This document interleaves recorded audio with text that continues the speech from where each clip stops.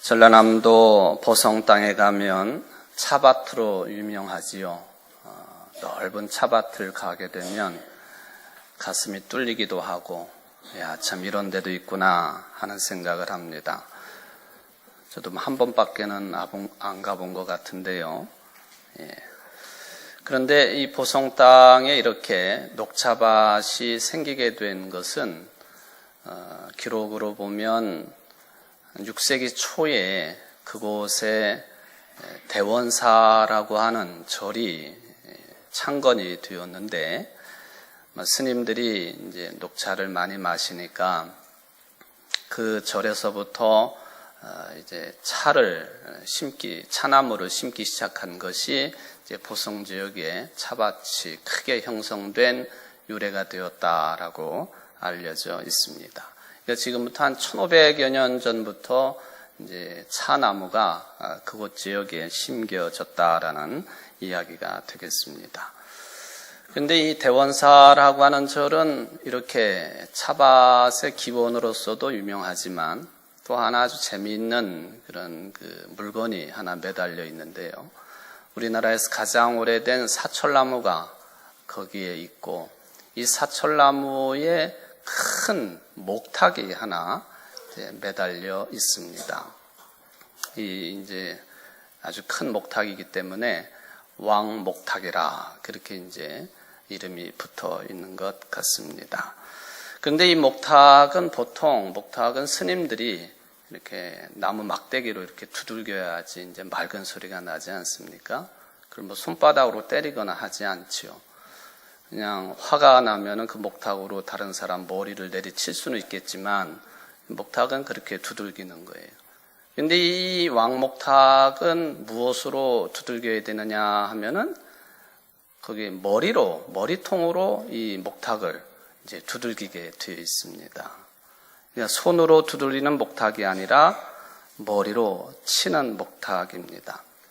그래서 이 목탁이 매달려 있는 옆에 안내문이 붙어 있는데, 머리로 치는 왕목탁, 그렇게 이제 제목이 붙어 있습니다. 보이시죠? 밑에 발받침이 있어요. 키 작아도 어린애들도 가서 머리로 박을 수 있게끔 그렇게 되어 있습니다. 근데 거기에 어떤 내용이 안내가 되어 있느냐 하면은, 남이 나에게 했던 나쁜 말이나 행위들을 내 기억 속에 간직하고 있으면 그것이 병이 되고 나쁜 영이 되어 나의 삶이 고통스럽고 불행히 따라다니게 됩니다. 모든 걸 용서하는 마음으로 아래 진원 소리를 지르며 머리로 목탁을 칩니다. 진원이라고 하는 일종의 이제 주문이죠. 산스크리트어인데요. 이런 세 가지 주문을 외치면서 머리로 목탁을 치라. 그럽니다. 하나, 나쁜 기억 사라져라. 나무아미타불. 둘, 나의 지혜 밝아져라. 나미아미타불. 셋, 나의 원수 잘 되거라. 나미아미타불. 남을 용서하는 사람은 용서받을 자격이 있습니다. 이게 하나 둘 셋 진원을 소리 지르면서 목탁을 한 번씩 이마로 들이받아야 된다, 그런 안내문이 적혀져 있습니다. 저는 뭐 해볼 생각도 없고 또 해보지도 않았습니다만은 이렇게 머리로 목탁을 치면 어떻게 되겠는가. 남을 용서하는 일은 좋은데 남 용서하다가 내 머리통이 깨지겠구나, 그런 생각을 해보게 됐습니다. 또 하나는 요즘 사람들이 가슴이나 영혼으로 다른 사람을 대하는 게 아니라 좀 머리로만 생각하고 생각으로 그쳐버리는 타인에 대한 생각, 이것이 전반적으로 우리를 괴롭히고 있는 문제의 근원 중에 하나가 아닐까 하는 그런 생각도 해보게 되었습니다. 이게 다 대인관계 속에서 오는 현상들을 하나 둘 셋 그렇게 진언을 외치면서 머리로 목탁을 치라 하는 것 아닙니까? 신과의 관계라기보다는 용서라고 하는 것은 다른 사람과의 관계 문제가 아니겠습니까? 일종의 이제 기도의 행위라고도 생각이 되어집니다만은 어쨌든 다른 사람과 대화를 통해서 또 삶을 공유함으로 우리들이 소통을 잘 할 수 있다고 한다면 참 좋은 세상이 되겠다 하는 그런 생각을 해보게 됩니다. 또 하나 제가 이제 그림을 소개를 해드리겠습니다만은 체코의 수도 프라하에 가게 되면은 아주 유명한 다리 하나가 있습니다. 카를교라고 하는 다리이지요. 이 다리에는 30개 정도의 성상들이 이제 조각으로 또 작품으로 세워져 있는데 그 중에 가장 유명하고 많은 사람들이 찾는 동상이 하나 있는데 그 주인공이 누구냐면 신부 동상이에요. 얀 네포무츠키라고 하는 이름을 가지고 있는 신부 동상입니다. 이제 가톨릭의 신부이죠. 이 신부가 활동하던 시기는 바칠라프 4세라고 하는 왕이 통치하던 시기였는데 이 신부는 당시에 프라하 교구의 대주교였었고 총대리인이었었고 또 왕궁의 궁정 신부였습니다. 그러니까 왕궁의 왕족들이 이 신부에게 찾아와 가지고 신앙적으로 고해성사를 하도록 되어 있고 이 신부는 그 고해성사를 받는 일종의 아주 높은 지위에 있는 신부라고 볼 수가 있겠습니다. 어느 날 왕비가 이 신부를 찾아와 가지고 고해성사를 했습니다. 근데 당시에 이 왕은 자기의 부인에 대해서 이 사람이 현재 나 말고 다른 사람을 사랑하고 있다. 이 불륜을 의심을 하고 있었습니다. 근데 들려오기를 왕비가 신부에게 가가지고 고해성사를 했다고 하니까 아마도 고해성사는 자기가 지은 죄를 솔직하게 신부에게 고백을 하면 신부가 이제 이렇게 저렇게 하도록 조치를 취하고 그러면 이제 용서를 받는 것으로 되어 있으니까 아마도 이 불륜을 고백했을 것이다. 그래서 신부를 불렀습니다. 왕비가 당신에게 무엇을 고해성사를 했습니까? 부르시오. 신부가 그것을 이야기하면 됩니까? 안 됩니까? 안 되지요. 다른 것도 이야기하면 안 되지만은 더군다나 고해성사한 내용을 다른 사람에게 그것을 말할 수 없습니다. 그러니까 이 신부가 거절을 합니다. 그리고는 이 신부는 왕에게는 그 이야기를 전해주지 않았지만은 왕이 사랑하고 있는 개 귀에다 대고는 왕비가 이런 일을 고백했다 하고 개 귀에다가 그 이야기를 해줬습니다. 이 이야기를 듣고는 왕이 더 화가 나가지고는 신부의 혀를 뽑도록 했고 그리고는 신부의 발에 돌을 잔뜩 매달아 가지고는 이 카를교에서 그 밑을 흐르고 있는 불타바 강에다가 집어 던졌습니다. 죽여버린 것이죠. 수장을 시켰습니다. 그랬는데 한 달 뒤에 사람들이 보니까 이 물에서 시신이 하나 떠올랐는데 보니까 신부의 시신이 떠올랐어요. 근데 그 시신이 썩지도 않고 그대로 빠질 때 그 모습 그대로였고 뿐만 아니라 이 신부 위로 별 5개가 함께 떠오른 장면들을 시민들이 보게 되었습니다. 그 시민들이 왕에게 탄원을 했습니다. 그리고는 왕은 이 신부의 시신을 수습을 해가지고는 유명한 비투스 성당에다가 시신을 안치를 했습니다. 그래서 이 신부 네포무츠키 얀 네포무츠키입니다만은 이 신부는 그 뒤로부터는 고해성사의 성인, 또 물에 빠져 죽은 사람들의 성인, 그리고 홍수를 막는 성인으로 이제 추앙을 받게 되었습니다. 그때의 그 시신 위에 떠오른 별 5개, 이게 라틴어로 타셋이라고 하는 용어가 등장을 합니다만은 이게 이제 5개의 스펠링을 상징을 하는데 이 라틴어의 타셋이라고 하는 이 단어의 뜻은 뭐냐 하면은 여러 가지로 해석이 되지만은 침묵이라고 하는 뜻이에요. 침묵. 말하지 않는다. 그러니까 고해성사한 내용을 왕에게 말하지 않은 신부로서의 의무를 그대로 수행을 한, 침묵을 한, 그것을 상징하는 별 5개가 시신과 함께 떠올랐다.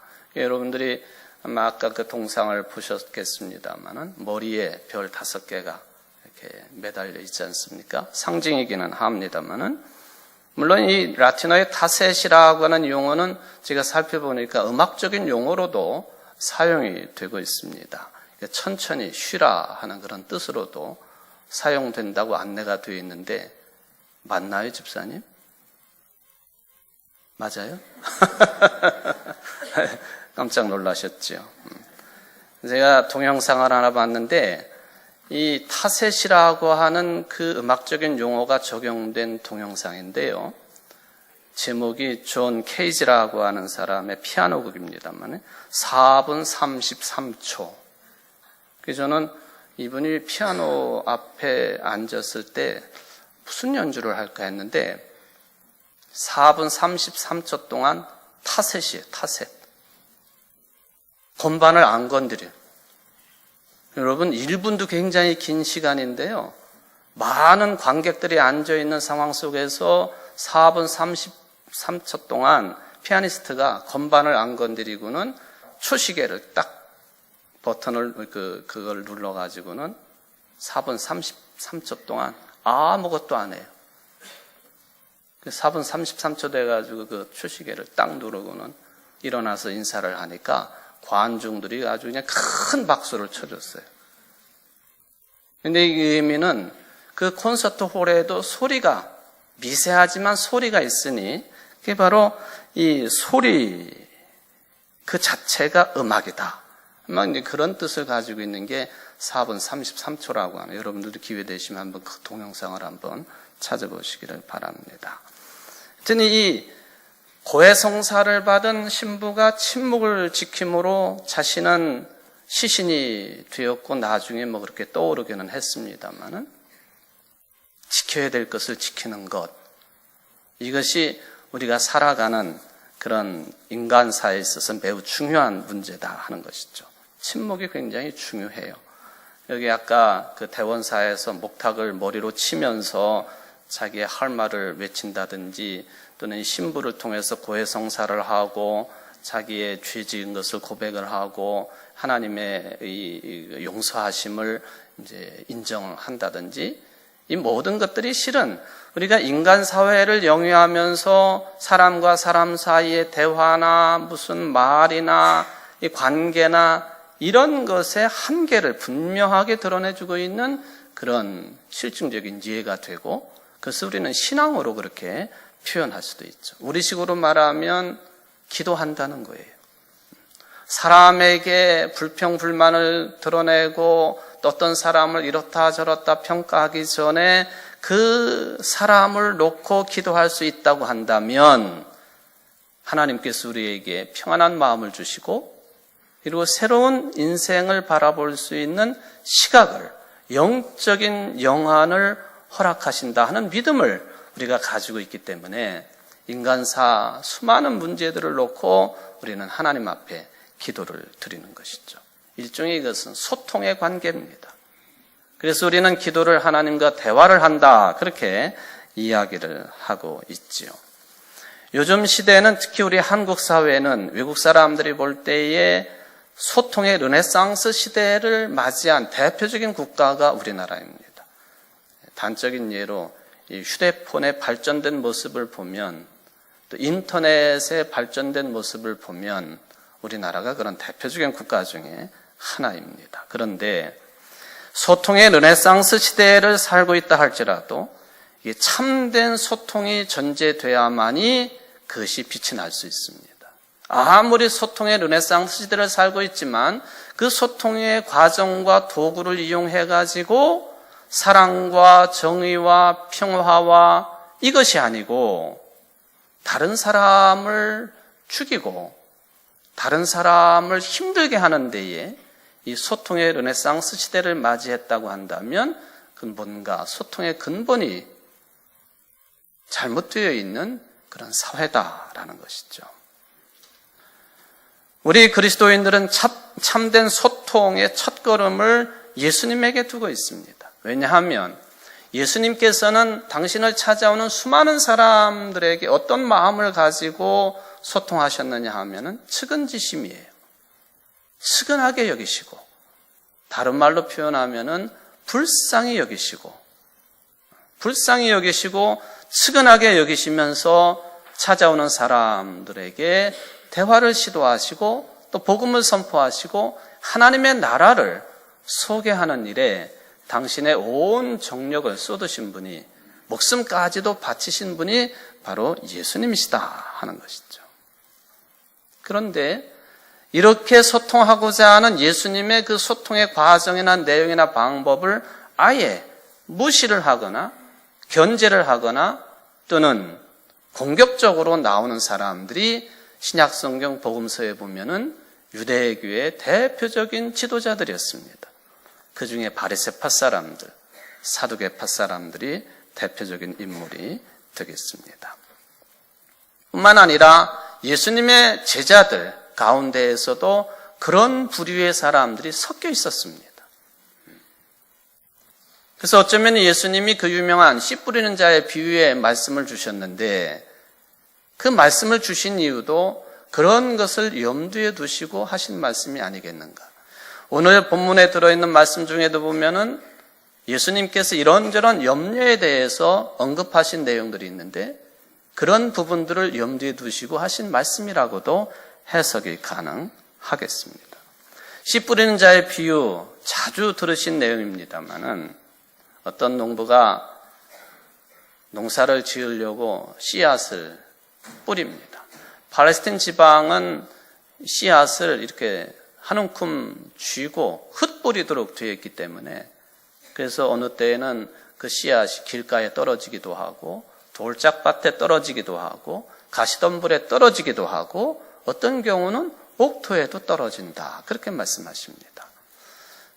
그런데 성도 여러분, 농부가 내년에 농사를 예상을 하고 종자를 잘 보관을 하는데, 그 종자 씨앗은 추수한 것 중에서 가장 틈실한 것만 골라서 종자로 보관하다가 뿌리게 되어 있습니다. 그러므로 씨앗에는 문제가 없는 거예요. 예수님께서 이 씨 뿌린 자의 비유를 말씀하실 때 문제는 어디에 있느냐 하면은 밭에 있다, 즉 땅에 있는 것이다. 땅이 어떤 종류의 땅이냐, 그게 길가냐, 그게 돌짝밭이냐, 그게 가시덤불이냐, 그게 옥토냐, 그게 중요한 것이다 라고 그 말씀을 하셨습니다. 물론 여기서 씨앗은 하나님의 말씀, 복음의 말씀이지요. 그러므로 밭, 땅으로 비유된 것도 우리들의 마음밭을 말씀하신 거예요. 하나님의 말씀이 우리에게 들려질 때에 우리의 마음밭이 길가처럼 또는 돌짝밭처럼 또는 가시덤불처럼 옥토처럼 말씀을 거부하거나 받았다가도 금방 식어지거나 또는 여러 가지 염려 때문에 열매를 거두지 못한다. 단 옥토에 뿌려진 씨앗은 그것이 30배, 60배, 100배의 결실을 맺게 되어 있다 하는 그런 결론을 말씀을 하셨죠. 하나님의 말씀을 듣거나 복음의 말씀을 듣는 예수님 당시의 제자들도, 청중들도 그렇지만은 오늘날 이 시간에도 여기에 앉아 지금 설교를 듣고 있는 여러분들도 비슷한 상황이라고 말하지 않을 수 없습니다. 그 중에 하나에 속할 수가 있다는 것이죠. 그런데 예수님의 말씀에 따르면 이 네 종류 부류의 마음밭 중에 한 종류의 마음밭만 결실을 거둔다라고 말씀을 하셨습니다. 확률로 따지면 4분의 1이요. 25%. 고대 유대 무당 가운데도 보면 선조들의 어록이라고 하는 책이 있습니다만은 선생님들로부터 하나님의 말씀을 배우는 네 종류의 제자들을 언급합니다. 천천히 배우고 금방 빠르게 잊어버리는 사람. 이 내용도 여러분 몇 번 들으셨을 거예요. 두 번째, 천천히 배우고 천천히 잊어버리는 사람. 세 번째, 빨리 배우고 금방 잊어버리는 사람.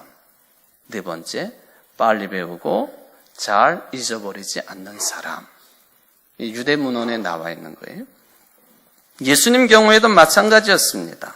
말씀을 배우기는 하지만 그것을 빨리 빼앗기는 사람, 길가에 뿌려진 씨앗의 이야기요. 잠시 동안 간직하고 있다가 잊어버리는 사람, 돌짝밭에 뿌려진 씨앗의 이야기요. 돌짝밭과 같은 사람보다 가르침을 오래 간직하기는 하지만 결국에는 열매를 맺지 못하는 마음밭, 가시덤불이죠. 그런가 하면 복음의 말씀, 하나님의 말씀의 가르침을 잘 간직하고 그것을 실천에 옮겨서 인내하고 열매를 맺는 사람도 있다. 옥토와 같은 마음밭이라고 말씀을 하셨습니다. 이것을 보면요, 예수님과 예수님의 말씀을 듣는 사람들의 소통의 문제도 완벽하지는 않았다라는 것을 체크해낼 수 있습니다. 다른 말로 말하면 예수님께서도 당신의 가르침을 받는 사람들에 대해서 다 만족하실 수 없다는 것을 알고 계셨다는 거예요. 오늘 본문에도 그런 표현이 나와 있지 않습니까? 그래서 어쩌면은 이런 상황이 벌어질 것을 예상하시기 때문에 네 종류의 마음밭을 가지고 있는 사람들을 이야기하시면서 씨 뿌리는 자의 비유의 말씀을 주신 것이 아닌가 하고 생각해 봅니다. 저는 바라기를 여러분 모두는 좋은 땅에 떨어지는 것들을 바르고 착한 마음으로 말씀을 듣고 굳게 간직해서 참는 가운데 열매 맺는 예수님이 기뻐하시는 성도들 되시기를 주의 이름으로 축원을 드립니다. 그런데 오늘 말씀을 보면은 씨 뿌리는 자의 비유보다도 더 상황이 심각해요. 씨 뿌리는 자의 비유는요, 세 복음서에 나와 있습니다. 마태, 마가, 누가복음. 오늘 본문은 요한복음이잖아요. 오늘 상황은 더욱 답답합니다. 사실 복음서의 모든 내용을 한 줄로 요약해 보면은 초대교회 교인들이 예수님이 어떤 분이시고 누구이신가라는 그런 고백의 현장입니다. 이거는 굉장히 중요한 질문이고 이 질문에 따른 답변이 잘 돼야 됩니다. 이 질문이 예수님이 제자들에게 직접적으로 한 내용이 그 유명한 마태복음 16장에 있는 너희는 나를 누구라 하느냐? 그것이죠. 오늘 본문은 예수님께서 간접적으로 그 질문을 하셨습니다. 너희들은 나를 누구라고 생각하느냐?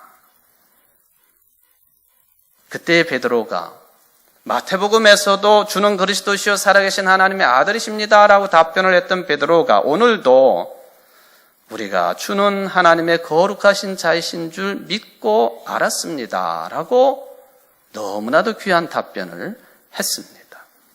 그런데 예수님이 이렇게 질문을 하시고 또 베드로가 이런 답변을 하게 된 배경이 있습니다. 그건 뭐냐 하면은 예수님을 잘 따르던 제자들 중에 일부 사람들이 예수님 곁을 떠나게 되었습니다.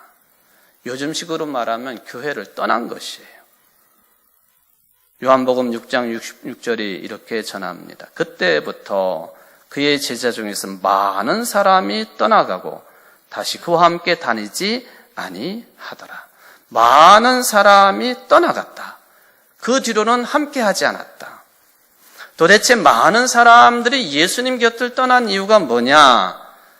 돌짝밭, 가시덤불, 길가 이런 이유들도 되겠습니다만은 오늘 본문에 따르면 예수님을 떠나게 된 이유가 좀 독특합니다.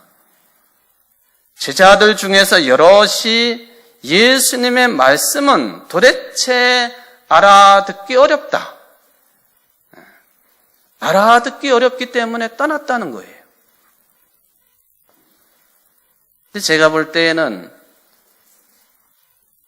저도 그런 소리를 많이 듣는 목사이기 때문에 어렵다고 하는 것 상대적인 것 같아요. 실제 보면 어려운 게 아닌데에도 내가 못 알아들으면 어렵다고 그래요. 내가 못 알아들으면. 그리고는 들어야 될 내용을 듣지 않고 부정하면서 어렵다고 하는 경우도 있다는 거예요. 이것은 제 해석입니다만. 근데 도대체 예수님의 제자들이 무엇이 어렵다고 생각하면서 판단하고 예수님 곁을 떠났느냐? 오늘 본문 전에 보면은 아주 중요한 내용이 있습니다만은 예수님께서 내가 누구인지, 즉 예수님이 누구이신지에 대해서 만나 이야기, 출애굽에 관련된 만나 이야기도 하시면서 나는 하늘로부터 내려온 생명의 떡이다. 그 말씀을 하셨어요. 그러니까 영원한 생명을 주시는 떡이다. 영은 영이고 육은 육이다 라는 그 말씀을 오늘 주셨습니다만 이런 영적인 말씀을 들은 제자들 가운데 그 말씀 어렵다. 그렇게 지적하고 판단하고 예수님 곁을 떠났다 하는 것이죠. 이게 도대체 무슨 말이지?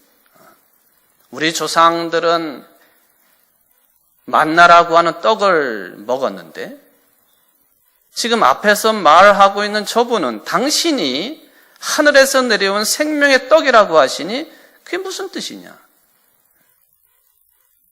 이 질문에 대한 답변을 얻지 못하고 저들은 떠났습니다. 오늘 본문에 보면 수군거리다가 떠났다 그렇게 되어 있습니다. 그냥 떠난 것도 아니에요. 수군거리다가. 이 수군거리는 것 참 중요한 일은 아니죠, 그게. 우리들도 수군거리는 경우가 참 많지 않아요? 다른 사람이 들을까 몇몇이서 수군거리는 경우 많지요. 수군거리다 떠났습니다. 실은 그 제자들이 예수님의 그 말씀, 나는 하늘에서 내려온 생명의 떡이다. 그 말이 어려우면 이런 태도를 가졌어야 되는 것이죠. 들은 말씀이 사실인가 해서 공부하고 노력하고 기도하고 그것 하지 아니하고 그들이 한 것은 수군거리다가 떠났습니다. 여러분, 바울이 마케도니아 지방에서 복음을 전할 때에 데살로니가라고 하는 그 그리스에서 두 번째로 큰 도시에 가서 복음을 전하지 않았습니까? 그런데 가는 곳곳마다 유대인들이 쫓아다니면서 바울을 괴롭힙니다. 죽이려고 하기도 하고요. 데살로니가에서도 복음 전해서 교회가 탄생되었는데 하도 유대인들이 괴롭히니까 바울이 도망을 쳐서 어디로 갔느냐 하면은 베레아 지방으로 갔습니다. 그 가까이에 있는 베레아 지방이죠. 베레아 지방 가서도 역시 복음을 전했는데 성경이 기록하기를 사도행전 17장에 보면은 그곳 사람들은 데살로니가 사람들과는 다르게 너그러워서 간절한 마음으로 말씀을 받아들이고는 받은 말씀이 처음 듣는 말씀일 텐데 이것이 그런가 하여 이것이 진리인가? 이것이 생명의 말씀인가? 그런가 하여 날마다 성경을 상고함으로 그 중에 믿는 사람들이 많아졌고 또 헬라의 귀부인과 남자가 많았다. 사도행전 17장 11절 이하의 말씀입니다. 처음 듣는 내용, 어려울 수도 있는 내용, 그럴 수도 있지만 수군거리는 태도가 아니라 이것이 그런가 하여 날마다 성경을 상고하는 태도야말로 그게 복음을 대하고 하나님의 말씀을 대하는 바른 소통의 방법이었다 하는 그런 얘기입니다. 저는 물론 예수님을 직접 대면하고 복음을 듣고 있던 사람들이 예수님 곁을 떠났다고 하는 것 자체가 이상하기도 합니다. 지금 여러분들은 예수님을 직접 본 사람들도 아니지만 예수님을 그리스도로 믿잖아요. 복음을 받아들이지 않습니까? 그런데 예수님을 바라보고 예수님 입을 통해서 나오는 복음의 말씀을 듣고 있던 그 사람들이 수군거리면서 왜 떠났을까?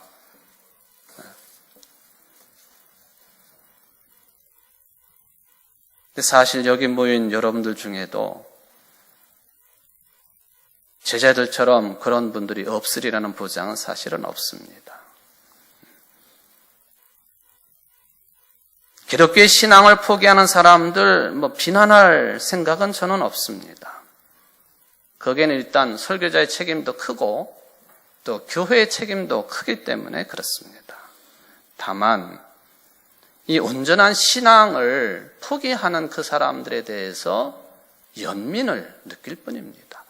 예수님께서 가지셨던 마음처럼 불쌍히 여기는 마음이죠. 왜? 예수님을 통해서 영원한 생명을 체험하지 못한 것에 대한 불쌍히 여기는 마음입니다. 그러나 지금 여러분들이 이 자리에 예배당 자리에 설교를 들으려고 앉아있고 예배를 드리려고 앉아있기는 합니다만은 어쩌면은 여러분들의 마음의 상태가 다른 곳으로 떠나 있다고 한다면, 다른 상황에 가 있거나 다른 사람에게 가 있거나 다른 일에 가 있거나 또는 아무 생각 없이 앉아있는 사람이거나 연민을 느낄 뿐이지요.